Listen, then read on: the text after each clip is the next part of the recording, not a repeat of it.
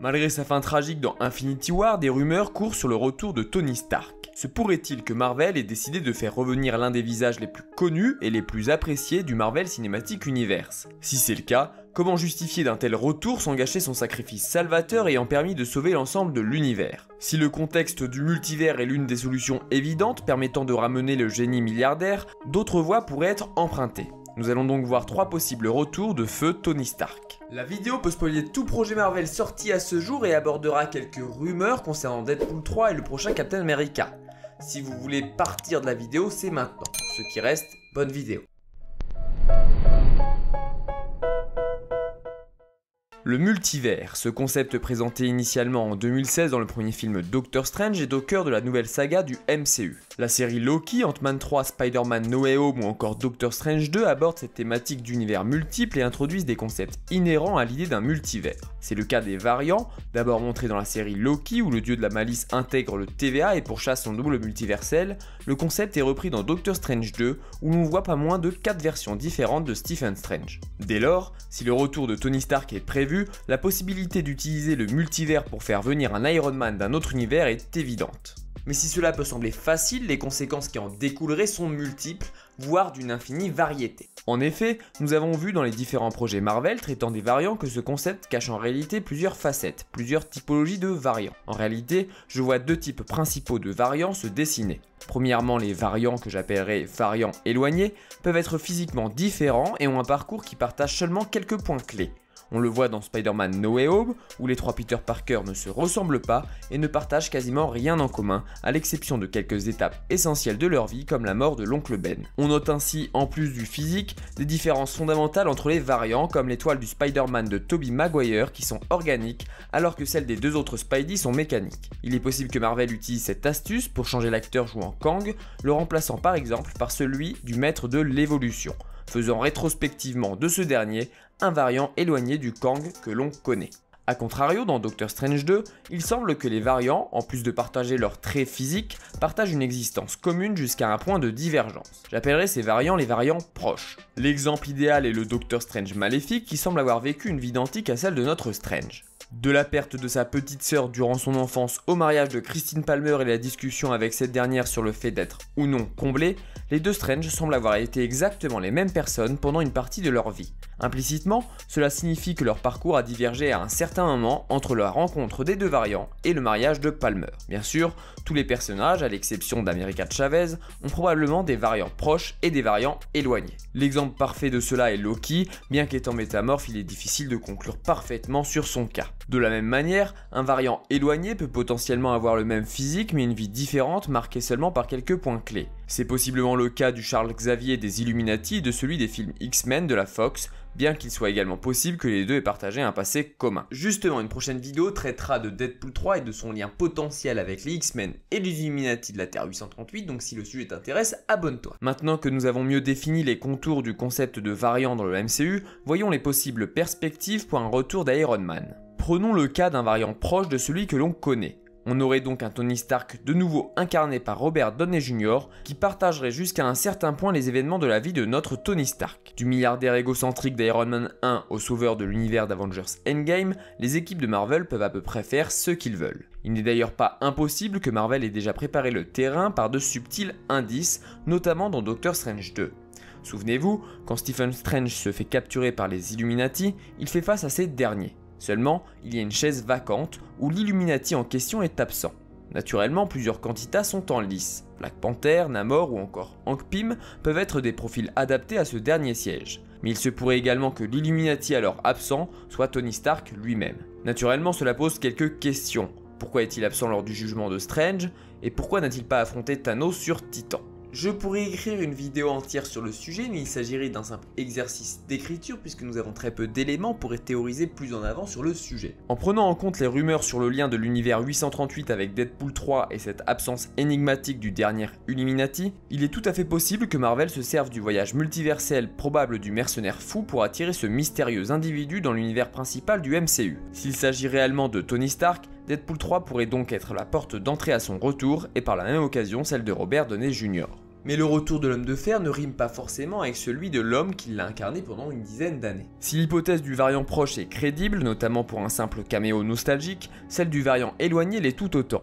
D'ailleurs, si l'Illuminati de la Terre 838 est Tony Stark, il est tout à fait possible que ce soit là un variant éloigné, ne partageant pas grand chose en commun avec celui que nous connaissons. Il est intéressant de noter que Marvel a, toujours dans Doctor Strange 2, déjà montré indirectement un variant de Stark. En effet, lorsque Chavez et Strange parcourent le multivers, ils passent dans un univers truffé de technologie où des drones suivent un plan de vol prédéfini. Il est facile de passer à côté, mais ces drones sont en fait ceux de Stark Industries, il s'agit donc là probablement d'un univers où Stark a pu développer sa technologie à un point démesuré. Par ailleurs, cette alliance de blanc et de bleu rappelle le supérieur Iron Man, ce Tony Stark ayant laissé ses penchants sombres prendre le dessus pour dominer le monde. Il pourrait tout à fait être un antagoniste intéressant à exploiter pour de futurs projets Marvel. Qui sait, il est également possible que l'Illuminati manquant soit supérieur à Iron Man, sa folie et sa mégalomanie l'ayant poussé à prendre ses distances avec les Illuminati, expliquant son absence au jugement de Strange. Les deux types de variants ne s'opposent pas, si Robert Downey Jr. revient pour incarner un variant proche, cela n'exclut pas de voir un variant éloigné de Stark.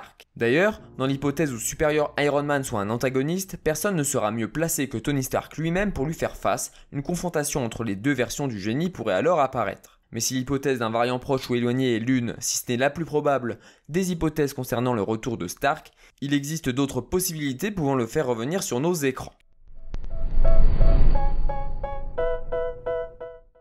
Robert Downey Jr. aurait été aperçu sur le tournage du prochain film Captain America. Le film ne sera a priori pas lié au concept de multivers, dès lors comment le faire revenir sans utiliser le concept de variant. Captain America Brave New World, initialement appelé New World Order, s'inscrira probablement dans le sillage de Captain America Civil War et des séries telles que Faucon et le Soldat d'hiver ou encore Secret Invasion. Il est fort à parier que le film, au vu de son premier titre, mettra en place une forme d'organisation étatique mondiale, probablement pour répondre à un enjeu sécuritaire inédit, notamment suite aux conséquences de l'invasion secrète des Skrulls, diminuant ainsi la liberté des humains au profit de la sécurité. En effet, il semble que le général Thaddeus Ross endossera le rôle de président. Or, ce rôle est occupé par une autre personne dans Secret Invasion, il est donc fort à parier que ce président ne voit pas le bout de son mandat, probablement à cause des rebelles Skrulls. Nous aurons quoi qu'il arrive la réponse à cela mercredi. Après avoir écarté de justesse un conflit mondial en révélant le complot des Skrulls, un nouvel ordre mondial se met alors en place, promettant sécurité au détriment des libertés individuelles. Naturellement, face aux dérives d'un tel régime, Captain America se positionnera en défenseur de la liberté comme il l'a toujours fait. Le rapport avec Tony Stark peut sembler abstrait jusque-là, mais c'est pourtant assez évident. Lorsque Tony Stark créa Ultron, il cherchait à protéger la Terre des menaces spatiales comme Thanos. Lors des événements de Civil War, Stark plaida en faveur des accords de Sokovie face à un Captain America privilégiant la liberté de ses semblables. Lorsque Stark revint sur Terre en début d'Endgame, il critiqua le choix de Steve d'avoir voulu protéger les libertés individuelles au lieu d'armer la Terre face aux menaces à venir. De manière générale, toute la philosophie de Stark repose sur le fait de privilégier la sécurité au détriment des libertés, en totale opposition avec Captain America qui privilégiera toujours la liberté à la sécurité, pensant toujours trouver une solution aux problèmes futurs. Naturellement, dans un contexte de gouvernement mondial assurant la sécurité au prix de la liberté, il est probable que le président Ross fasse appel aux souvenirs de Stark et à l'exemple de Thanos et des Skrulls pour convaincre le nouveau Captain America du bien fondé de leur nouvelle organisation. Un flashback serait alors totalement adapté à la situation et pourrait nous en apprendre plus sur la vision de Tony sur son conflit philosophique avec Captain dans Civil War. Désolé pour ceux qui souhaitent un retour de Tony Stark en bonne et due forme, mais cette option du flashback semble pour moi être la plus crédible, en tout cas pour ce qui concerne Captain America 4. Mais il existe encore deux options. Vous souvenez-vous de cette scène à l'enterrement de Tony, quand son hologramme préenregistré présente ses mémoires et partage ses craintes à tout le monde?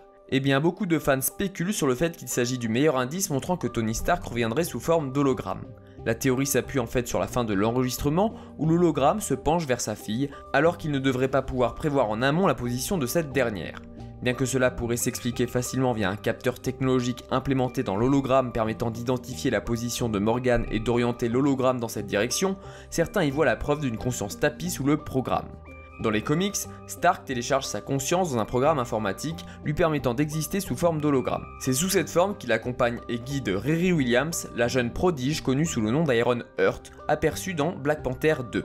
Dès lors, se pourrait-il que Marvel emprunte ce chemin pour faire revenir la figure emblématique du MCU? Il s'agirait là d'une des méthodes qui gâcherait le moins sa mort dans Endgame, puisque réduit à une sorte de Jiminy Cricket. Par ailleurs, cette forme pourrait avoir du sens et occuper un rôle central dans le prochain film Armor Wars, qui traitera de l'héritage de Stark et pourquoi pas du retour d'Ultron.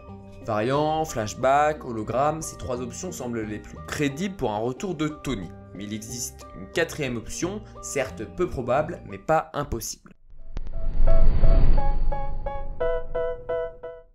Comme pour les 2 scénarios précédents, je me concentrerai ici principalement sur les rumeurs faisant état de Robert Downey Jr. sur le tournage de Captain America 4. S'il s'avère, comme je l'expliquais, que l'invasion Skrull ait poussé le monde à s'unir sous un gouvernement mondial, il est possible que l'un des extraterrestres apparaisse dans le film de manière fugace. Cela permettrait d'expliquer rapidement à ceux n'ayant pas vu la série le contexte et la cause de ce nouvel ordre mondial. Il se pourrait donc que, à la manière de Loki prenant l'apparence de Captain America dans Thor 2, un Skrull prenne quelques secondes l'apparence de Tony Stark, que ce soit pour un ressort comique, dramatique ou simplement pour transmettre une information à destination des gens n'ayant pas vu la série Secret Invasion. On aurait ainsi l'explication de la présence de l'acteur sur les plateaux de tournage, une simple blague Skrull. Si la vidéo t'a plu, n'hésite pas à t'abonner pour les prochaines, n'hésite pas à mettre un pouce bleu et à me dire en commentaire sur ce que tu penses du retour possible de Tony Stark. On se retrouve très bientôt pour une prochaine vidéo, c'était Marvelous, à la prochaine.